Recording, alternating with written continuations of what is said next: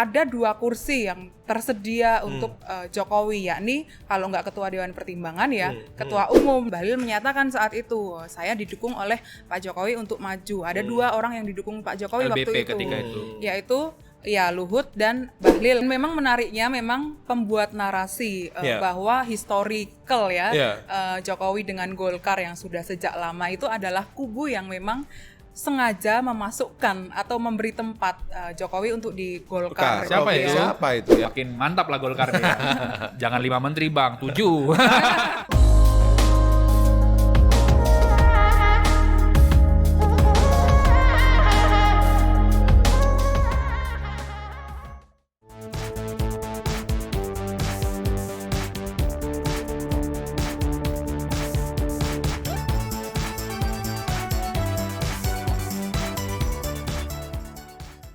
Halo, jumpa lagi di Bocor Alus Politik bareng gue Raimundo Srikang.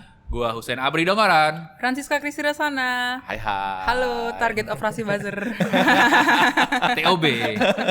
Tapi nggak apa-apa, program Bocor Alus ini menambah KPI mereka kan. Iya. Menambah juga rezeki-rezeki buzzer itu kan. Iya, Ada iya. kerjaan baru. menanggapi. Sebelum ngomong-ngomong soal buzzer macam-macam, kita juga harus berterima kasih nih ke pemirsa kita yang sudah mendukung Bocor Alus Politik dan juga jurnalisme berkualitas yang dikerjakan oleh jurnalis-jurnalis Tempo. Dan untuk teman-teman yang ingin membaca laporan majalah Tempo, teman-teman bisa klik link di kolom deskripsi di bawah ini. Dan dukung terus jurnalisme berkualitas dengan tidak membaca atau menyebarkan konten bajakan. Ya. Jadi main apa kita hari ini? Kemana Pram? Pram kemana ya? Oh ya, Uncle kemana? Uncle Pram lagi merayakan 20 tahun kerja di Tempo dia. Di Dewan Pers. Di Dewan Pers. Merayakan di Dewan Pers. Iya. Dia kita ya tentu saja ya sedang menghadapi gugatan atau laporan Menteri Investasi ya Bahlil Lahadalia di Dewan Pers begitu. Dan tentu saja kewajiban kita untuk menjawab ya semua pertanyaan dari Dewan Pers dan itu sedang dilakukan oleh Uncle Pram. Tapi ya tentu saja ya itu suatu hal yang harus kita hadapi ya, Sin, Ca. Dan memang itu jalur yang semestinya dipakai oleh siapapun narasumber yang keberatan itu dengan pemberitaan kita termasuk dengan podcast Bocor Alus Politik gitu. Ya, dan ini bukan pertama kalinya kita dilaporkan ya. Iya. Terakhir terkait dengan Erick Thohir itu gimana sih sebetulnya? Iya, Erick Thohir satu, terus kemudian pengerahan polisi. Iya, polisi itu juga kita dilaporkan di Dewan Pers itu. Nah, soal Erick Thohir waktu itu kan sudah ada keputusan dan kita di apa waktu itu, Cak? Tapi kita harus membaca itu konteks itu secara utuh ya. Secara utuh gitu. Karena bagaimanapun putusan Dewan Pers itu kan ada beberapa poin gitu. Yang kita dalam kasus Erick Thohir itu kan kita dianggap bersalah gitu. Padahal kalau membaca putusannya tidak demikian. Bersalah pada poin yang mana atau bagian yang mana itu harus dibaca secara utuh dan komprehensif. Dan tidak ada fakta yang sebetulnya dinyatakan salah kan kita Persis, kan. Betul. Dan berbicara soal laporan Dewan Pers nih, biasanya ya setelah kita dilaporkan oleh Dewan Pers dalam konteks Erick Thohir, justru banyak pejabat BUMN yang mengontak kita kan, memberikan informasi, menambahkan informasi. Persis. Hal serupa terjadi di konteksnya Bahlil ini. Iya, betul. Jadi gue minggu ini ada kali ketemu seorang pengusaha sama seorang politikus Golkar, Agung Laksono ya. Agung Laksono itu senior ketua Dewan Pakar Golkar. Dia cerita, IUP-nya juga dicabut sama Bahlil di Kalimantan Timur, punya 2.000 hektar kalau nggak salah ya, itu untuk batu bara begitu. Dia sempat nanya juga, kenapa ini dicabut IUP-nya? Dia bilang itu karena ESDM gitu.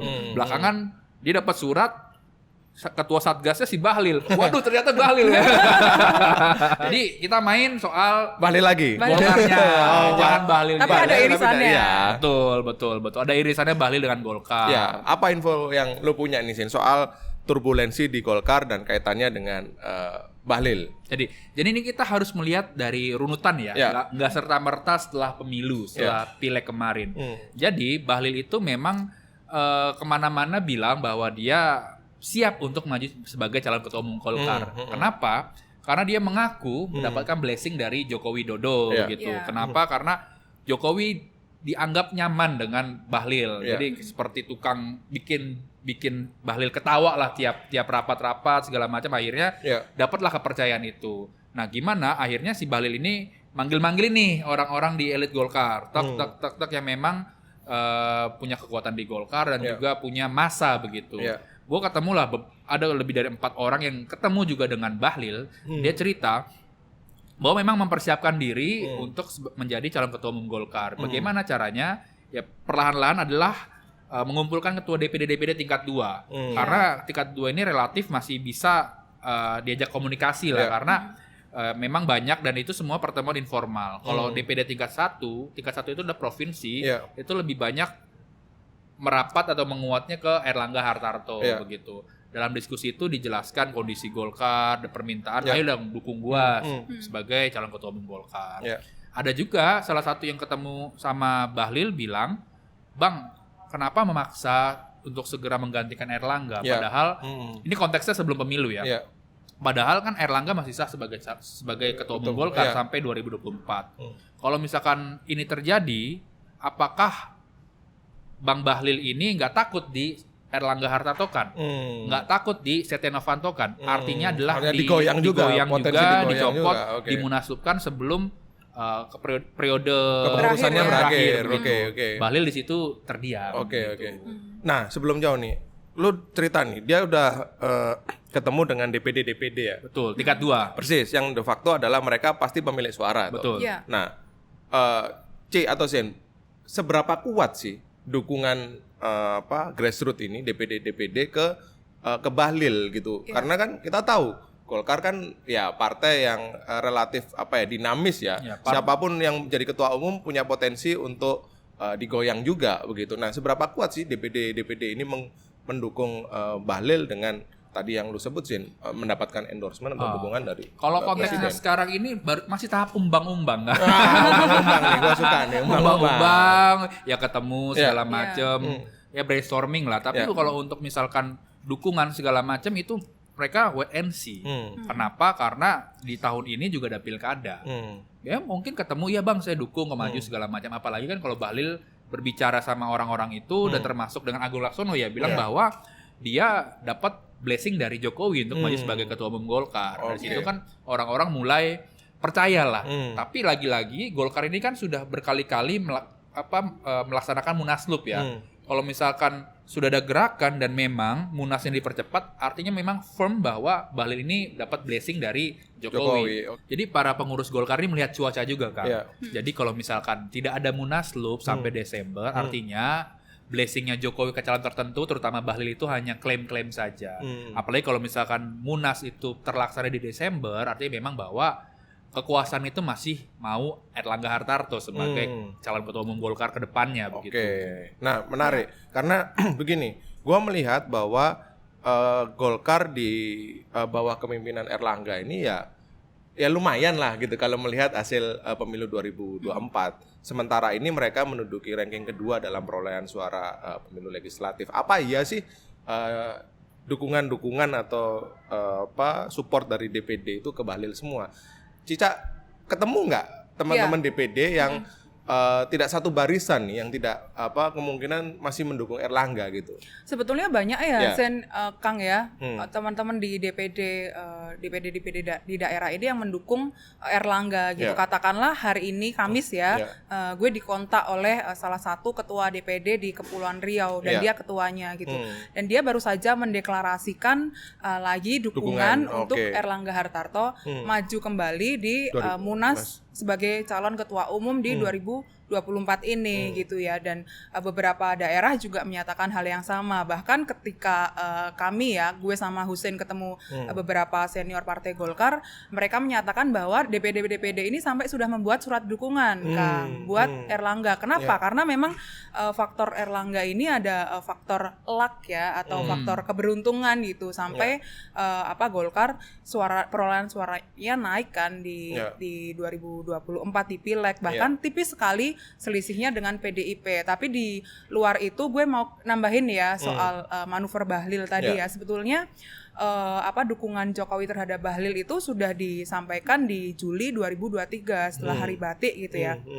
Jadi ada beberapa senior Partai Golkar yang cerita ke kita ya, Sen ya, bahwa setelah hari batik itu Jokowi kan bertemu dengan Bahlil, kemudian Bahlil bersafari tuh ke beberapa politikus senior dan Bahlil menyatakan saat itu saya didukung oleh Pak Jokowi untuk maju. Ada 2 orang yang didukung Pak Jokowi LBP waktu itu, ketika itu. yaitu ya Luhut dan Bahlil ketika itu ya. Dan kemudian safari itu berlanjut sampai menjelang Pileg dan setelah Pileg bahkan setelah Pilpres dan Pileg itu ya. Salah satu yang ditemui adalah Surya Paloh yang kita tahu Surya Paloh kan juga punya irisan histori dengan Golkar Partai Golkar, kader Golkar juga. Betul dan upaya Bahlil masuk ke DPD juga dilakukan di beberapa tempat seperti di Jawa Tengah misalnya, di Jawa Timur ada beberapa pengurus DPD yang kemudian ada kolega Bahlil cerita ya, pengurus DPD ini dipanggil ya ke markasnya Bahlil dan disupport dukungan gitu dalam bentuk logistik untuk Pileg itu gitu. Tapi itu tadi tidak semua DPD itu di operasi dalam tanda kutip oleh Bahlil gitu. Yang gue bilang tadi umbang-umbang aja kan DPD karena ada kebutuhan jangka pendek juga pilkada ini kan di November. Jadi menguatkan info Cica juga kan, untuk syarat menjadi calon ketua umum Golkar kan harus mempunyai minimal dukungan suara kan. Apalagi kalau misalkan mau menang itu harus memperoleh 2/3 lah suara di Golkar. Gue kemarin juga ngobrol sama 2 ketua DPD di Sumatera ya, di Golkar ini. Dia cerita memang ada upaya-upaya gitu untuk menggantikan Erlangga Hartarto, tapi ya gimana? Melihat hasilnya Golkar ini justru di luar prediksi. Lumayan lah ya. Sejumlah lembaga survei, sejumlah orang Golkar juga bilang bahwa Golkar ini justru akan turun dari 9% bisa 7 atau 8, tapi nyatanya ada justru 12%. Ini justru semakin menguatkan posisi Erlangga Hartarto begitu. Nah, tapi gini, gue cukup penasaran juga karena apa ini operasi atau dalam hal ini manuver Bahlil untuk merebut posisi ketua umum Golkar ini untuk dirinya sendiri gitu, atau ini hanya perpanjangan tangan dari Pak Lurah ya, istana untuk masuk ke dalam Partai Golkar. Karena kita tahu dan kita sudah berkali-kali bahas ya Cak, bahwa setelah Jokowi pensiun ini dia membutuhkan semacam kendaraan politik. Karena per hari ini kita tahu bahwa hubungan Jokowi dengan PDIP yang mengusung dia sejak wali kota sampai menjadi presiden itu tidak cukup harmonis itu karena ajang atau perhelatan pemilihan presiden 2024 begitu. Nah, apakah akan ke sana nih arah manuver atau dinamika Bahlil dan di Golkar ini? Waktu itu di tahun lalu ya, sebelum pemilu, adalah kepentingan untuk membawa Golkar sesuai dengan agendanya Jokowi dalam artian mendukung Prabowo, karena kan masih ada yang wait and see ketika itu ya. Nah, kalau ke depannya bagaimana? Justru ada yang bilang Jokowi ingin masuk ke Partai Golkar. Kenapa? Karena kan Jokowi tidak menjadi presiden, itu mau menjadi apa ke depannya? Partai yang sangat dinamis dan lebih mudah lah ya untuk masuk adalah Partai Golkar. Apalagi kalau kita melihat sejarah, Partai Golkar ini di periode pertama Jokowi sudah bilang gitu bahwa Jokowi nanti akan masuk ke Golkar itu di 2019 ke bawah tuh Kang. Nah, sekarang bergulir lagi wacana itu ya, karena tadi Rikang bilang sendiri bahwa hubungannya Jokowi dengan PDIP dan Megawati kan sangat memburuk gitu. Kalau misalkan dia nggak punya rumah setelah dia cantolan lah istilahnya, nanti dia justru dikuyo-kuyo lah ya. Karena kan bagaimanapun partai-partai juga pasti sebel juga dengan Jokowi karena selama Jokowi berkuasa mereka mendekem dan sering banget dikerjain kan, tiba-tiba ada peluru nyasar dari mana, cus peluru air maksud gua kan, kena luka gitu kan, dipanggil. Karena gua dapat informasi begini Cak, bahwa mulai ada nih narasi-narasi yang mengembangkan atau memberikan perspektif bahwa Jokowi ini orang Golkar sejak lama gitu. Karena dia pengusaha Kadin Solo Surakarta, begitu. Seolah-olah kalau pengusaha itu cantolan politiknya ke Golkar. Mulai bermain itu dan belakangan sudah dibantah atau kira-kira sudah ada counter narasi juga dari Pak JK juga ya, Yusuf Kalla, bahwa sudah ada penjelasan dari Pak JK yang juga mantan ketua umum Golkar bahwa untuk menjadi ketua umum atau memimpin partai beringin ini harus menjadi kader selama sekian tahun begitu. Dan kalau dilihat track recordnya Jokowi ya ya dia PDIP gitu. Kapan jadi Golkarnya gitu, Ji? Dan memang menariknya memang pembuat narasi bahwa historical Jokowi dengan Golkar yang sudah sejak lama itu adalah kubu yang memang sengaja memasukkan atau memberi tempat Jokowi untuk di Golkar. Siapa itu ya? Ya, ada beberapa senior, Senkang. Jadi memang ada proksi yang membuka gerbang Golkar seluas-luasnya untuk Jokowi. Gue dan Husein ya ketika bertemu dengan beberapa politikus senior Golkar, diceritailah kami bahwa ada 2 kursi yang tersedia untuk Jokowi, yakni kalau nggak ketua Dewan Pertimbangan ya ketua umum, tergantung nih nanti Jokowi milih yang mana. Tapi itu juga harus dilihat Kang dari kapan Munas itu dilaksanakan gitu ya. Kuncinya di situ ya. Ya, ketika Munas dilaksanakan sebelum Oktober atau dalam arti sebelum Jokowi turun, sudah berarti atau sinyal yang kuat bahwa Jokowi akan menguasai Golkar melalui misalnya proksi yang dia dukung atau calon ketua umum yang dia dukung atau dia sendiri yang akan mengambil kursi Partai Golkar. Tapi ketika Munas itu dilaksanakan setelah Oktober setelah lengser sudah pasti kekuatan Jokowi untuk mengambil alih atau menguasai Golkar akan turun gitu. Karena kita juga harus lihat Golkar ini kan partai yang selalu mendukung pemerintah dan di situ ada faktor Prabowo juga. Nah, dukungan Prabowo kepada siapa ini juga perlu dilihat. Gitu. Jadi istilahnya ada 2 matahari nanti di Golkar kemana gitu kan. Dan sudah narasi-narasi 2 matahari ini kan sudah muncul dalam berbagai diskusi publik. Sudah menguar menguar betul. Dan kita harus lihat juga bahwa upaya dinasti Jokowi untuk masuk ke Golkar, setidaknya masuk ke Golkar kan sudah dimulai ketika ada jaket kuning tuh loh sih. Oh ya. Si Gibran. Jangan yang lupa. Ukuran L ya. Iya, jangan lupa jaket kuning tapi sampai hari ini juga nggak jadi juga begitu. Jadi ada dinasti Jokowi dan belakangan justru Jokowi sendiri yang dinarasikan akan masuk ke Golkar. Dan ada tambahan juga Kang Cik? ya. Jadi narasi Golkar dan Jokowi itu juga dilihat dari perolehan kursi suara Golkar bahwa ini tidak semata faktor program-program yang berhasil dari Erlangga, tapi ada juga beberapa kubu yang melihat bahwa ini juga ada bantuan dari Jokowi terhadap kemenangan Partai Golkar gitu ya. 3 politikus Golkar yang kami temui ya Kang ya. Mereka orang dekat. Mereka orang dekat. Ada yang orang dekat Erlangga, ada yang kolega Bahlil juga ya. Mereka mengatakan bahwa Jokowi itu menyampaikan kepada beberapa orang, termasuk diantaranya menteri. Ada 3 waktu itu sebelum Pileg dan Pilpres ya pesannya, yaitu yang pertama mantapkan Partai Golkar, yang kedua bantu PSI, dan yang ketiga menangkan 02 gitu ya. Dan untuk mantapkan Partai Golkar ini terjadi di beberapa daerah yang memang Jokowi concern di situ, termasuk di Jawa Barat, Jawa Barat juga, Jawa Tengah juga ya. Dan Jawa Barat sekarang perolehan kursi suara Golkar itu paling tinggi ya, Sin ya, di sekarang di awal-awal Maret ya, gitu ya, untuk perolehan suara sementara gitu. Dan kenapa? Karena ada migrasi juga pendukung. Dari siapa? Pendukung Jokowi yang dulu di PDIP ke Partai Golkar. Ada analisis internal yang seperti itu dan memang Jokowi dan Golkar atau Jokowi yang mendukung Golkar itu juga bisa direpresentasikan dari bansos yang kemudian pegang oleh Erlangga dieksekusi itu. Juga dieksekusi oleh Erlangga. Betul. Oke. Dan kenapa tadi nyambung info Cica ya? Kenapa Jokowi bilang ikut membantu Golkar?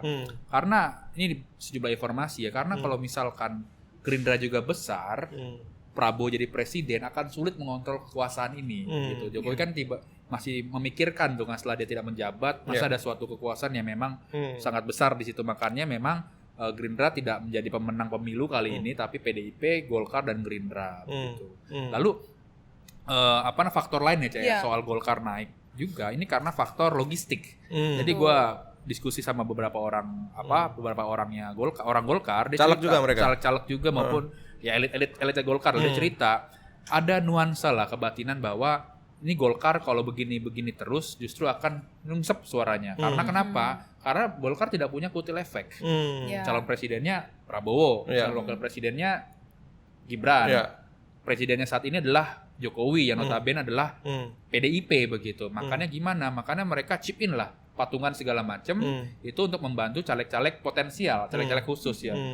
Kemarin kita ketemu sama Bang Mekeng kan, dia cerita bahwa ada bantuan sekitar 100 juta ya per caleg. 100 sampai 200 juta 100 ya. Dipakai untuk apa itu? Untuk kampanye, kegiatan dan lain-lain. APK ya. Lalu juga ada bantuan juga dari DPP berupa uang saksi. Seluruh saksi-saksi itu 200.000 itu dibayarkan oleh Partai Golkar begitu. Itu dibilang sangat membantu. Tapi ada juga yang cerita angkanya justru bukan 100 sampai 200 juta. Ada yang sampai miliaran, ada yang 500 juta, segala macam tergantung potensial di daerah itu bagaimana gitu. Lalu dan seberapa keras pertarungan di dapil itu. Betul. Lalu kita tarik lagi ke belakang. Ini juga mereka merumuskan bagaimana menaruh jagoan-jagoan mereka di setiap dapil kan. Makanya di Sumatera Utara itu bisa dapat 3 kursi, lalu di Banten yang ada Airinnya itu dapat 2 kursi, lalu di dapil Jakarta mana itu yang tempatnya Grace Natali itu tim Golkar juga yang belum pernah dapat kursi di situ. Istrinya Ridwan Kamil jangan lupa. Ya, di Jawa Barat itu Atalia juga dapat 2 kursi kan. Sebelumnya nggak pernah dapat 2 kursi gitu. Jadi Atalia lalu Nurul Arifin di situ. Nah, mereka juga hari Minggu kemarin itu kan ada rapat pleno ya Kang. Di situ intinya syukuran lah mereka dengan perolehan suara Golkar ini. Lalu juga ada cerita, ada tepuk-tepuk tangan gitu. Erlangga lanjut gitu.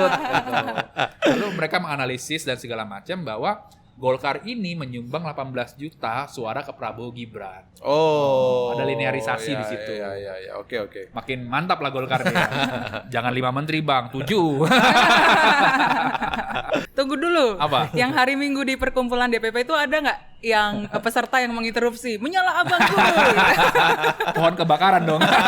Kebakaran merah ya biasanya warnanya. Tolong editor ditambahin efeknya.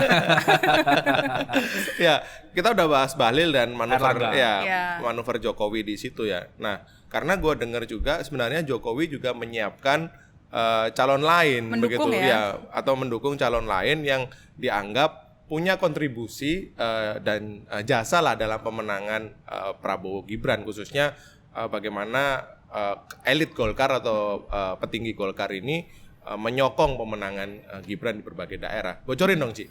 Nah, memang ya Kang ya, ketika kita bicara Juli 2023, tentu yang didukung oleh Jokowi di internal Partai Golkar adalah Bahlil dan LBP. Tapi sekarang ada pergerakan yang berbeda gitu ya. LBP tidak lagi, atau Luhut ya, tidak lagi menjadi satu faktor, tapi ada nama baru, yakni Agus Gumiwang yang sekarang menjadi Menteri Perindustrian. Internal Golkar melihat nanti Agus Gumiwang ini kan kemungkinan akan maju sebagai caketum ya, dan juga Bahlil. 2 orang inilah yang kemudian kemungkinan besar akan didukung oleh Jokowi. Kenapa begitu? Agus Gumiwang ini dalam pemenangan Gibran terutama punya kredit, Kang. Jadi waktu kampanye Pilpres dulu ya, Agus Gumiwang ini membentuk relawan yang namanya Kopi Pagi gitu ya. Yang buat acara di Sentul juga tuh. Betul. Nah, Kopi Pagi ini adalah relawan yang memang dibentuk untuk mengawal suara Gibran di tempat-tempat atau daerah-daerah yang Gibran itu lemah. Salah satunya di Jakarta Timur, juga di Jawa Barat gitu. Nah, Ci, tunggu. Seberapa besar sih atau seberapa signifikan kontribusi relawan yang dibentuk oleh Agus Gumiwang di Jakarta Timur dan Jawa Barat itu untuk mendulang suara bagi Prabowo dan Gibran? Ini klaim ya dari beberapa orang yang bekerja dengan AGK atau Agus Gumiwang bahwa Jakarta Timur dan di Jawa Barat itu awal di survei-survei dulu ya, Kang ya. Prabowo Gibran ini kan masih kalah tentu saja dengan rivalnya yakni Anies dan Muhaimin gitu ya. Terutama di Jakarta Timur gitu karena suara Anies waktu itu disurvei unggul di beberapa tempat di Jakarta. Tapi hasil rekapitulasi suara sampai awal Maret ini menyatakan bahwa atau menunjukkan bahwa Prabowo Gibran naik atau unggul tipis ya ketimbang Anies terutama di Jawa Barat juga gitu, dan perolehan suara Partai Golkar juga naik gitu di 2 tempat itu gitu ya. Tapi gue ada informasi berbeda. Gimana itu kan klaimnya dia. Itu memang yang gue dengar hanya klaim serupa karena kerja-kerja Pilpres itu nggak mungkin lu satu pihak kerja lu bisa meroket suaranya, itu banyak pihak di situ, makanya Prabowo Gibran unggul di Jakarta Timur dan Jawa Barat begitu. Jadi ya namanya politik kan, bisa aja menjadi portofolio. Itu tadi Pak Prabowo saya sudah kerja. Itu tadi kredit ya. Bisalah. Karena kredit itu penting. Banyak cerita begitu. Kredit itu dilihat penting. itu apa yang sudah lu lakukan selama Pilpres segala macam gitu. Gue penasaran nih, kenapa kemudian Agus Gumiwang ini menjadi salah satu kader Golkar yang didukung atau mendapatkan dukungan dari Jokowi untuk menggantikan Erlangga. Bukankah informasi yang gue dapat itu juga Erlangga dan Agus Gumiwang ini teman dekat lah, orang yang sangat dekat begitu, dan informasi yang gue dengar juga bahwa masuknya Agus Gumiwang ke kabinet Jokowi selama 10 tahun terakhir, meskipun nggak 10 tahun ya, itu karena dorongan atau endorsement usulan dari Erlangga. Kenapa sih, Sen? Wah, betul infonya nih. Jadi ada istilah juga nih di Golkar. Apa tuh? Erlangga dan Agus Gumiwang Karsamita seperti buah manggis. Apa itu? Buah manggis kan di bawahnya itu ada tanda-tanda kayak bintang gitu. Selalu menempel bersama gitu. Sekarang manggisnya udah dibelah dong. Tapi sekarang nggak begitu, hubungan mereka nggak harmonis lagi. Bahkan yang rapat pleno hari Minggu kemarin itu dan beberapa momentum acara Golkar, Erlangga pun tidak datang lah ke situ karena ada hubungan yang kurang bagus begitu. Nah, karena hubungan ini kurang bagus, makanya sejumlah politikus Golkar cerita ke gua, Agus Gumiwang ini juga merapat ke Jokowi dan merapat ke Prabowo begitu. Dan Gibran termasuk. Nah, apa yang dilakukan? Coba deh lu cek deh.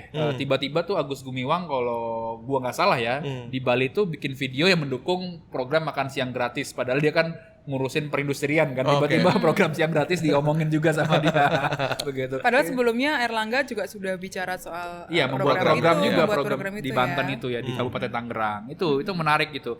Nah, tapi untuk penerimaan di Golkar sendiri ini ada resistensi. Kenapa?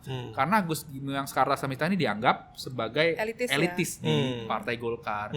Dia tidak mengakar, lalu juga saat pileg grassroots lah ini lah. Grassroots lah, tidak mengakar. Lalu saat pileg kemarin dianggap tidak ikut berkontribusi lah dalam pemenangan Partai Golkar gitu. Makanya banyak orang menyaksikan juga kalau misalkan Agus Gumiwang Karsamita ini ingin menjadi calon ketua umum Golkar, lagi-lagi kalau itu bisa berhasil karena blessing aja dari kekuasaan. Tapi kalau secara kekuatan di daerah itu nggak kuat. Gitu. Ada AGK, ada Bahlil. Nah, digoyang nih posisi Erlangga. Nah, sejauh apa sih Erlangga ini mempertahankan posisi dan jabatannya gitu kan? Karena sekali lagi portofolio Erlangga di pemilu 2024 lumayan gitu dari membalikkan ekspektasi banyak orang gitu, dengan sementara ini Golkar berada di posisi kedua dalam rekapitulasi suara gitu. Nah, bagaimana cara dia mempertahankan manuver atau goyangan-goyangan dari bawah ini? Ada cerita gini nih. Membuat Jokowi sibuk. jadi sebelum apa namanya pasca pileg, hasil quick count keluar, tak lama setelah hari pemilihan itu, Erlangga mulai rajin tuh memanggil sejumlah elit-elit partai ke rumahnya atau ke kantor Kemenko Perekonomian di situ. Ya, intinya mengevaluasi lah perolehan suara dan segala macam, dan juga wah mantap juga nih suara naik gitu. Perintah lah bahwa kita harus segera membuat kayak acara syukuran, acara tadi yang di Bali itu lah. Akhirnya kan dilaksanakan di Bali di hari Jumat mendatang begitu. Dan kemarin di hari Minggu itu rapat pleno itu juga sebagai salah satu bentuk penguatan Erlangga untuk menjadi calon ketua umum Golkar lain selanjutnya begitu. Dan Erlangga juga nempel kan ke Prabowo kan. Kemarin Agung Laksono juga cerita kan bahwa dia ikut 2 kali kampanye akbarnya Prabowo, dengan itu ada Erlangga juga. Intinya Prabowo itu nyaman dengan Erlangga Hartarto. Kalau tanpa dia saya tidak bisa seperti ini. Jadi memang ada 2 politikus senior Partai Golkar yang memberikan masukan langsung pada Erlangga dan diceritakan kepada gue dan Hussein gitu, bahwa untuk mempertahankan posisi sampai nanti Munas dan terpilih lagi sebagai ketua umum. Sekarang yang harus dilakukan Erlangga adalah menjaga mood Jokowi dan Prabowo. Dalam arti tidak boleh hanya menempel atau ke salah satu berat ke salah satu pihak, Prabowo saja atau Jokowi saja gitu. Jadi memang dalam posisi yang menjadi Erlangga menurut internal Golkar sekarang dalam posisi yang sulit, karena dalam tanda kutip bosnya nanti ada 2 gitu. Karena Golkar kan partai yang memang mendukung pemerintah begitu kan. Dan salah satu gejala atau indikasi bahwa Erlangga mendekat pada Prabowo adalah pasang badan dalam program makan siang gratis gitu. Yang di Kabupaten Tangerang itu. Betul. Kalau kita ingat program makan siang gratis itu kan diembuskan pertama kali ketika ratas dengan Jokowi, dan di situ beberapa kolega Erlangga cerita bahwa Erlangga mempresentasikan itu di depan Jokowi tanpa sebetulnya tidak diminta oleh Jokowi, tidak ada agenda itulah. Dan Erlangga berinisiatif untuk memaparkan itu gitu. Dan pun bantuan untuk kemudian mengadakan pilot project makan siang gratis di Banten atau di Tangerang itu dilakukan bukan dari dana APBN begitu ya, tapi ada bantuan dari APBD gitu ya, yang memang pemimpin kotanya saat itu bupatinya adalah dari kader Partai Golkar dan orang dekatnya Erlangga. Mungkin bukan kader Golkar ya, tapi mantan bupatinya gitu yang sekarang menjadi stafnya Erlangga. Betul. Begitu. Jadi laporan kita pekan ini juga dan sudah kita tulis bagaimana struktur Golkar itu justru yang bekerja menyiapkan simulasi makan siang gratis gitu kan. Salah satunya di Banten atau di Kabupaten Tangerang itu. Jadi mantan bupatinya yang sekarang menjadi staf Erlangga itu kita tulis juga di majalah pekan ini ya, menawarkan lah kira-kira menjajaki bagaimana jika program makan siang gratis itu dijalankan atau disimulasikan di sekolah itu. Dan juga jangan lupa ada Kang Deddy Mulyadi juga gitu, ya kan, betul, Kang Deddy Mulyadi itu juga dulu ex Golkar ya, tapi sekarang di Gerindra, begitu juga melakukan simulasi serupa juga di Purwakarta gitu. Jadi ada program-program yang sudah berjalan, tapi sekarang pemerintahannya belum berganti nih. Gitu. Itu tadi dalam rangka untuk mencari kredit, gitu ya. Mencari portofolio. Tapi ada satu lagi calon yang belum kita bahas. Siapa itu? Kan dulu kan sempat ramai soal Bambang Susatyo itu kan. Jadi di beberapa munas kan Bambang dengan Erlangga kan bersaing kan. Nah ini juga Bambang wait and see. Gue ngobrol juga sama beberapa orang-orang dekatnya gitu ya. Wait and see. Kalau kita lihat juga dalam proses-proses pemilihan legislatif dan pemilihan presiden, itu kan Bambang tidak terlalu bermanuver di situ, tidak terlalu mendukung Prabowo Gibran, tidak membuat kegiatan.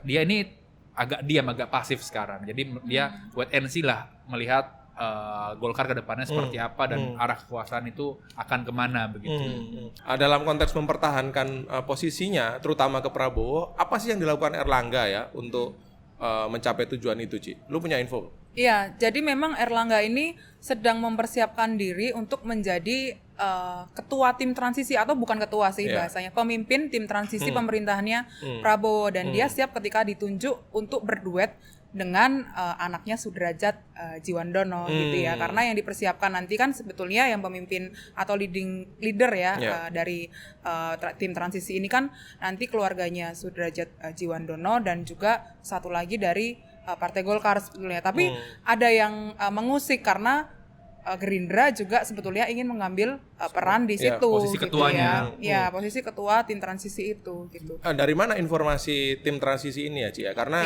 kita sudah membahas bahwa sebenarnya tim transisi dianggap tidak dibutuhkan karena satu, Prabowo ada dalam kabinet itu sendiri, kemudian kedua bisalah dinamika itu terjadi dengan dikawal Jokowi sampai selesai gitu. Dari mana informasi? Iya, sebetulnya ini sudah disampaikan ya ke beberapa politikus Golkar oleh Erlangga langsung di acara di DPP di hari Minggu itu, disinggung sedikit. Jadi Erlangga menyampaikan di situ bahwa nanti leader dari tim transisi itu akan diambil oleh Golkar, yakni adalah saya sebagai Menko Perekonomian gitu.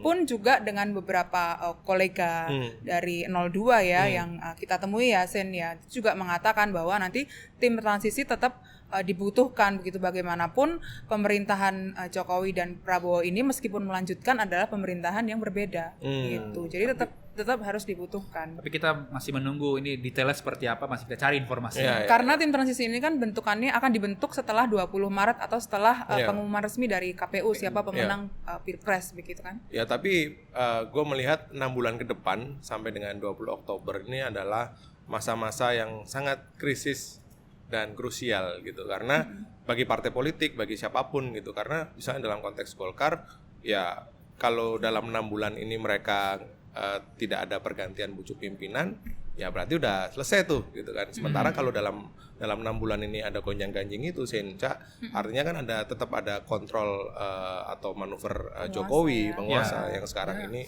Kita lihat aja kita nanti tunggu Munasnya sampai Desember ada gejolak apa. Apakah Munasnya Juni atau Desember ya Sen? Orang-orang di Golkar juga belum bisa memastikan Munasnya kapan. Betul. Kalau Munas sudah pasti di 4 Oktober, 4 Desember maaf. Tapi kalau Munaslup itu ya mereka belum bisa memastikan. Tinggal tunggu pertanda alam aja katanya. Tapi ini menurut gue ini juga kritik juga untuk partai politik ya, khususnya situasi atau partai politik seperti yang terjadi di Golkar hari ini, bahwa kemandirian partai politik itu dalam konteks Golkar hari ini itu tidak ada sama sekali. Kan kita tahu bahwa apa yang membuat independensi atau kemandirian partai politik ini tidak ada dalam konteks Golkar, dan begitu mudahnya Erlangga digoyang oleh kader-kadernya. Dan kita juga sudah pernah membahas ya dalam podcast ini Yasin pada waktu itu bagaimana upaya untuk menggoyang Erlangga sudah terjadi beberapa bulan yang lalu ketika Erlangga pada waktu itu sedang menghadapi kasus minyak goreng, dugaan kasus minyak goreng di Kejaksaan Agung, dan manuver serupa atau goyangan-goyangan serupa juga dihadapi oleh Erlangga. Jadi dalam konteks Golkar hari ini kemandirian partai politik itu tidak ada, dan kita tahu juga ini juga menggejala atau terjadi di partai-partai politik yang lain di mana pemimpin partainya atau pucuk pimpinan partainya juga punya beban lah, beban beberapa kasus yang mungkin saja menjerat mereka kalau mereka tidak patuh terhadap instruksi-instruksi gitu. Cuman satu yang punya seperti itu kan. Siapa PDIP Perjuangan. Yang punya kemandirian partai. Nanti lu dituduh kader PDIP saya. Mana ada. Kan udah dituduh macam-macam gitu. Benar. Oke, ini udah banyak nih bocoran untuk partai Golkar. Apalagi ya kita bocorin nanti ya. Iya, nanti kita nunggu Uncle Pram. Kita nunggu Uncle Pram, pemimpin kita. Yang 20 tahun di Tempo. Pemimpin koalisi Des Nasional. Pemimpin partai politik Tempo. Saksikan terus Bocor Halus Politik di YouTube Tempo.to, dan kalian bisa mendengarkan di Spotify Bocor Halus Politik. Sampai jumpa. Dadah.